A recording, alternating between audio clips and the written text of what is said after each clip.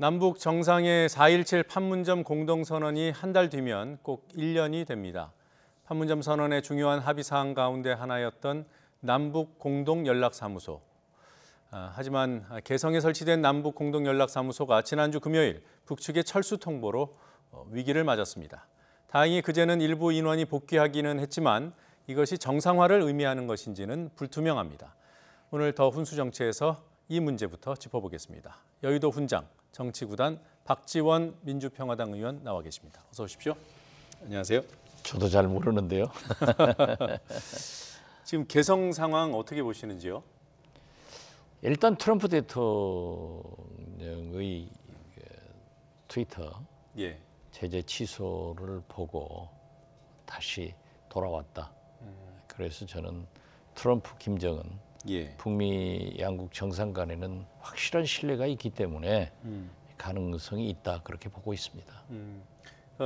뺄 때는 이제 뭔가 틀어져서 뺐는데 뺄 때는 이제 제 2차 경제 제재 아주 강화한다고 그랬잖아요. 중국 선박과 우리나라 선박 한 척도 있는데 그 제재를 강화한다라고 하니까 북한에서는 하노이 회담에서 비록 사실상 결렬이었지만은 우리는 미사일 발사도 핵실험도 하지 않겠다 이렇게 했고, 뭐 트럼프 대통령도 경제 제재 강화를 하지는 않겠다라고 했는데 미국이 어떻게 또 이렇게 거짓말을 하느냐 해서 뺐다가 사실 또 어떤 의미에서 보면은 북한은 늘 그렇습니다.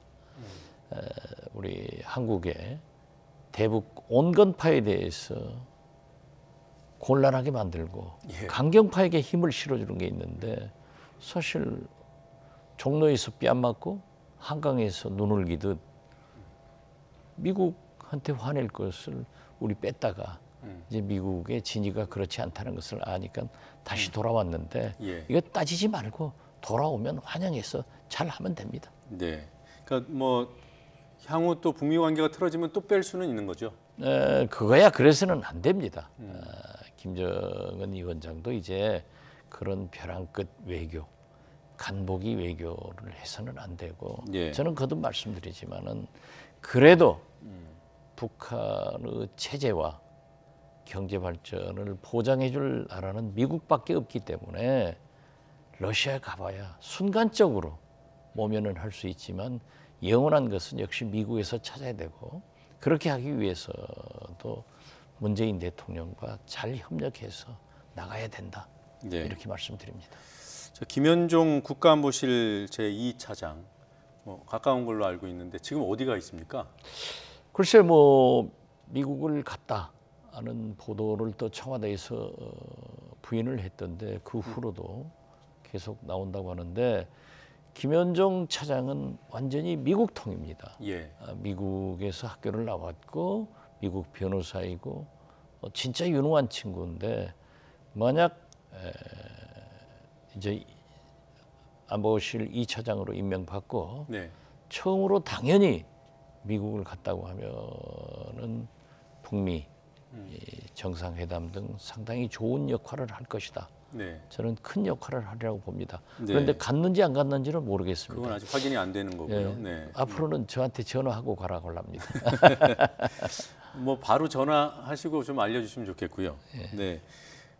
김 차장 같은 경우에 미국 측의 파트너는 급은 뭐 누가 될까요? 글쎄요, 아무래도 지금 차관급이기 때문에 최소한 국무성 차관이나 차관보를 만나지 않을까 그렇게 봅니다.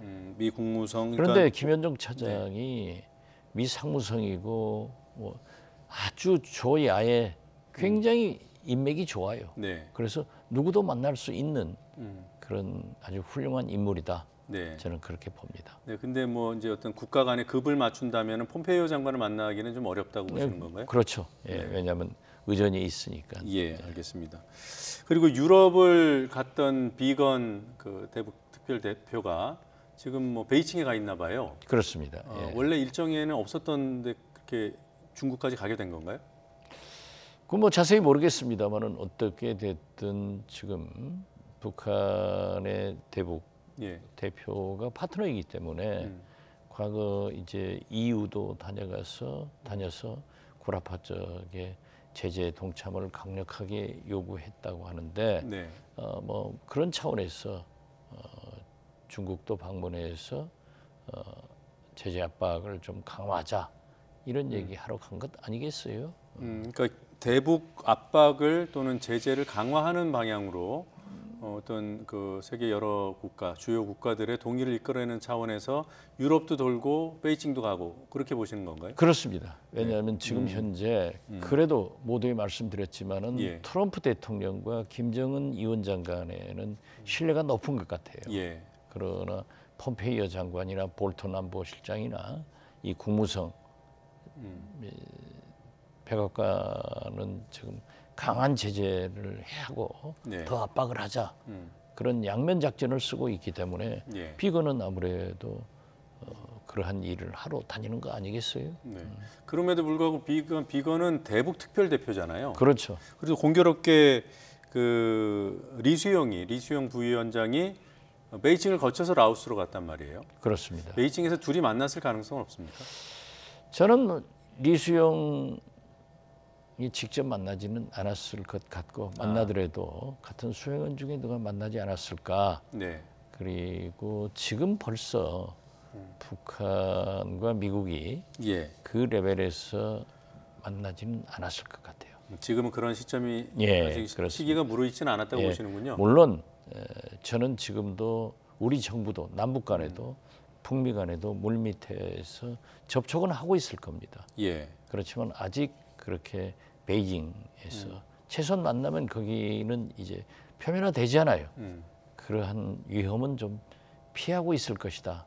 그래서 저는 희박하게 봅니다. 예. 더욱이 비건 대표와 리수용 외상의 접촉은 없었을 것이다. 저는 그렇게 봅니다. 예. 이 동아일보가 단독 보도라고 하고 이제 크게 보도한 내용인데요. 그 미국 그 폼페이오 장관이 남북한 모두 라이어라고 거짓말쟁이라고 예. 우리 정부 관계자한테 얘기했다는 거 아니겠습니까? 네. 근데 이에 대해서 청와대는 부인을 했고요. 누구 말이 맞는 겁니까? 저는 폼페이오 장관이 지금 굉장히 강경하잖아요. 예.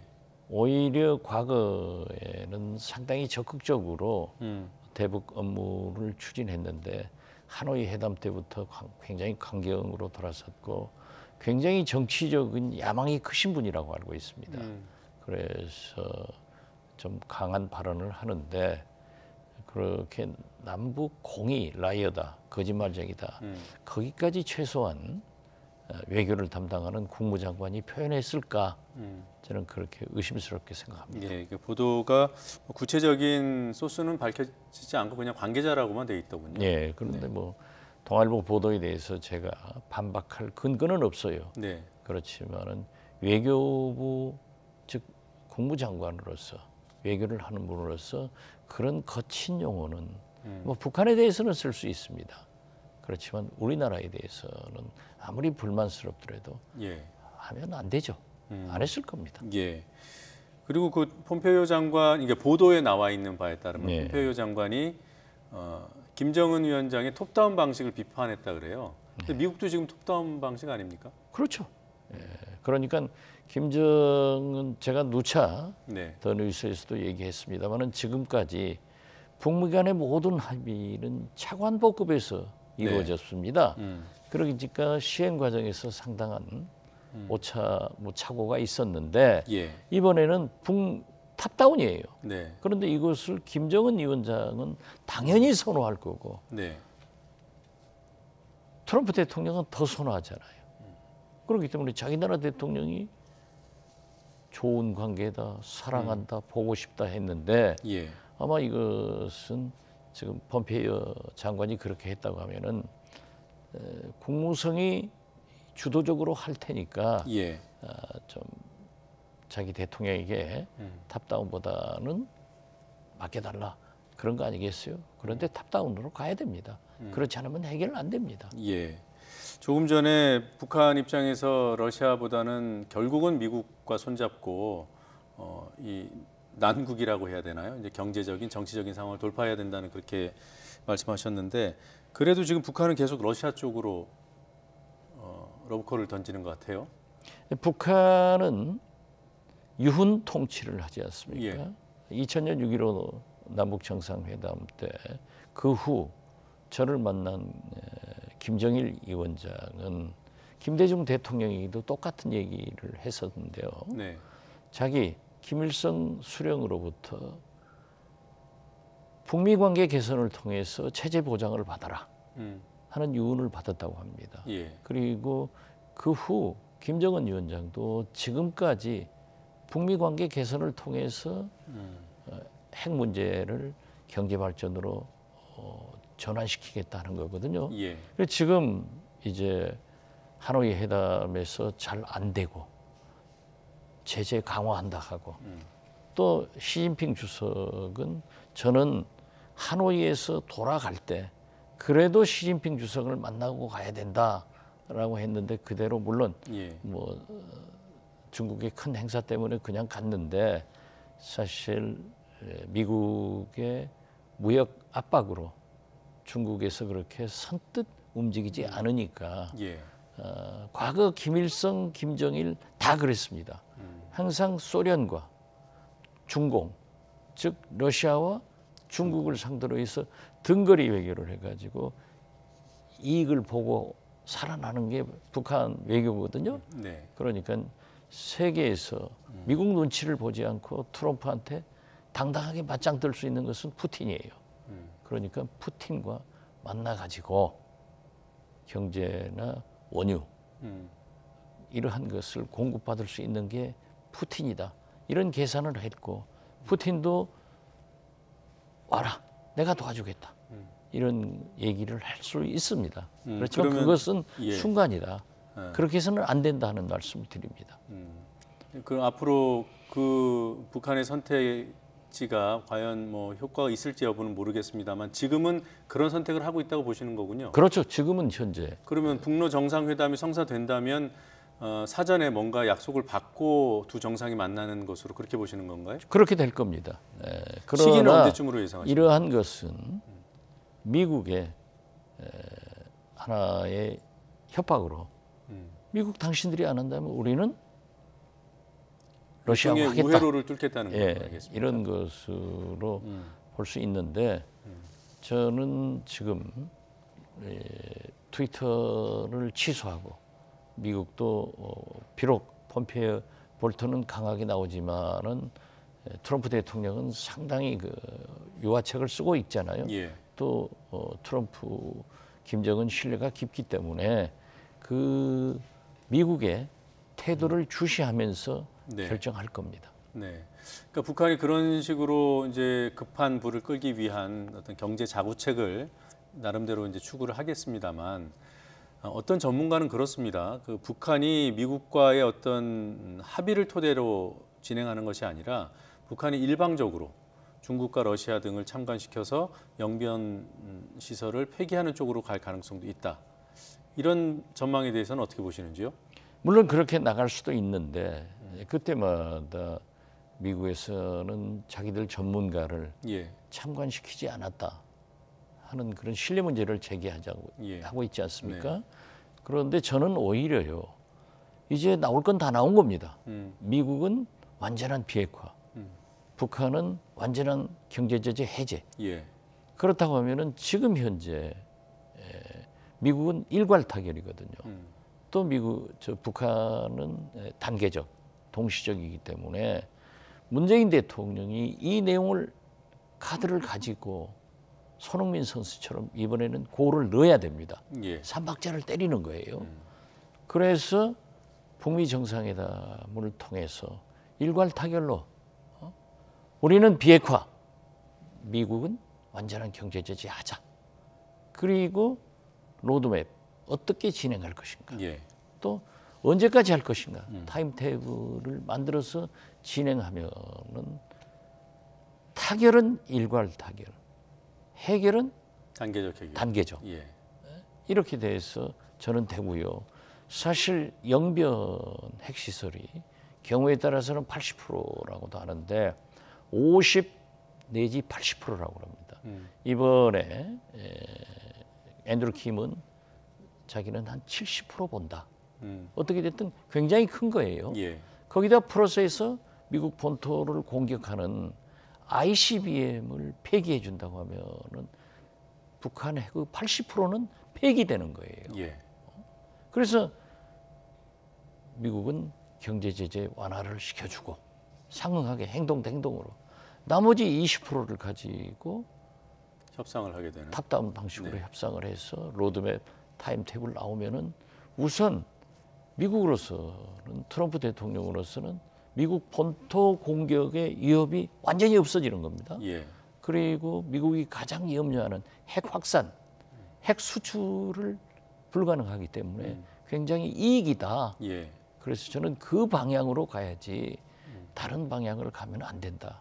이것을 붙일 사람은 문재인 대통령이기 때문에 지금 적극적으로 나서야 된다. 저는 거듭 말씀드립니다. 그럼 문재인 대통령, 그러니까 우리 정부 입장에서는 북한이 미국과의 어떤 사전 합의가 없더라도 일방적으로 선제적으로 폐기하는 조치를 일정 부분이라도 하게 하는 쪽으로 중재 역할을 하겠다, 할 것이다. 그런 중재 역할이 북한이 안 하더라도 예.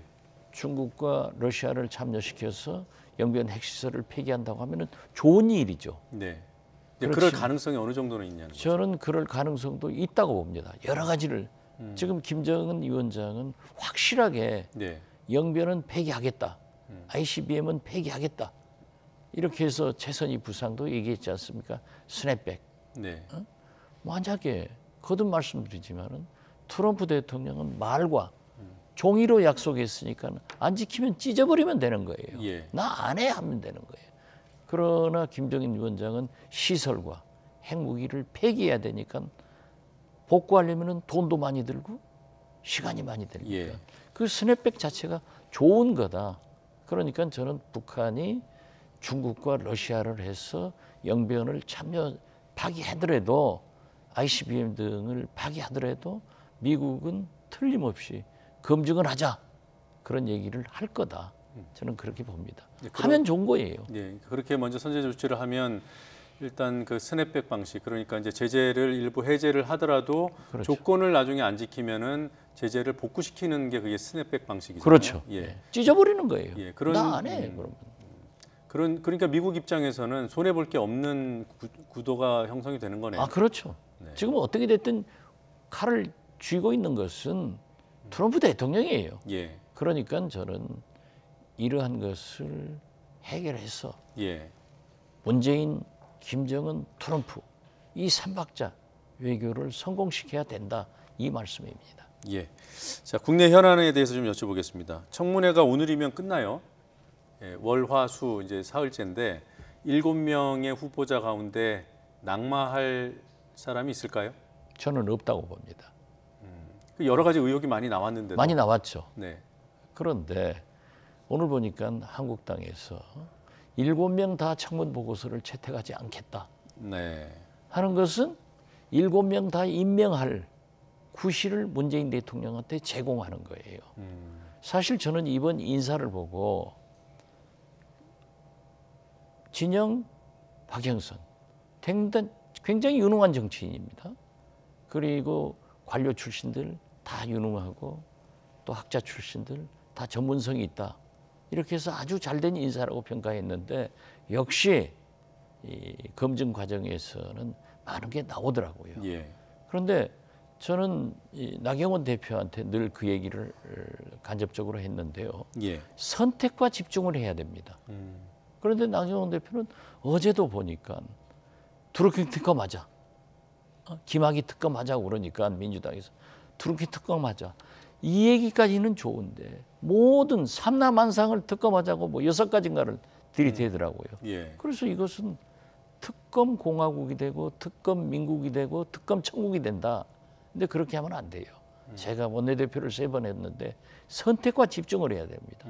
만약 7명 중에서 이 사람은 절대 안 되겠다 하고 청문 보고서를 채택 안 하고 6명을 동의를 해주면. 채택해 주면은 네. 문재인 대통령 부담이 되는 거예요. 그러나 7명 다 안 하겠다. 처음부터 그랬잖아요. 그래서 저는 문재인 대통령이 임명한다. 청문회하고는 관계없이 한다. 예. 그리고 저는 다소의 청문 과정에서 보면은 흠결이 있지만은 그분들의 능력이 앞으로 문재인 정부, 문재인 대통령의 임기 3년을 훌륭하게 이끌고 갈 수 있는 예. 인재들이다. 그렇게 봅니다. 네.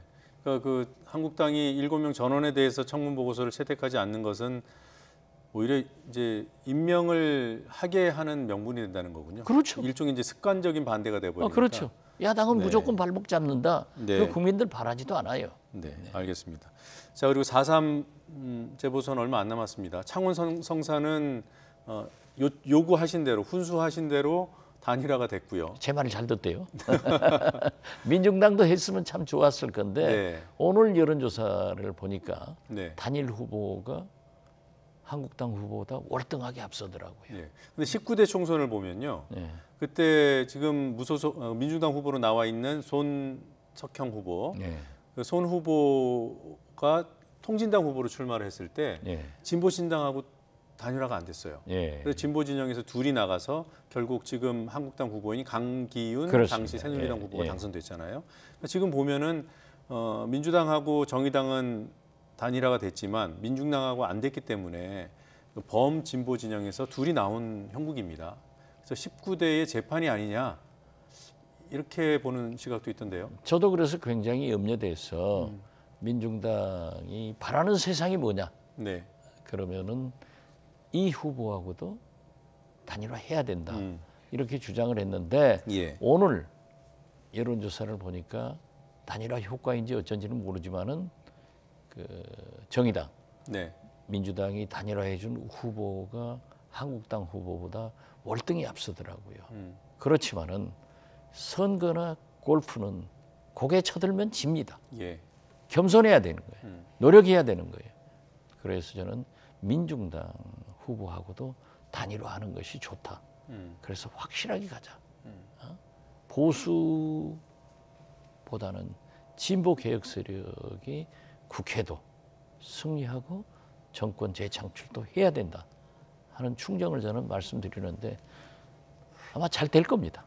네. 저기 통영 고성 그리고 창원 성산 이게 딱 두 곳 경남에서 두 곳이 이제 보궐선거를 치러지는데 그러니까 많은 전문가들이 1대1 정도 아니겠냐라고 이제 예상은 하더군요.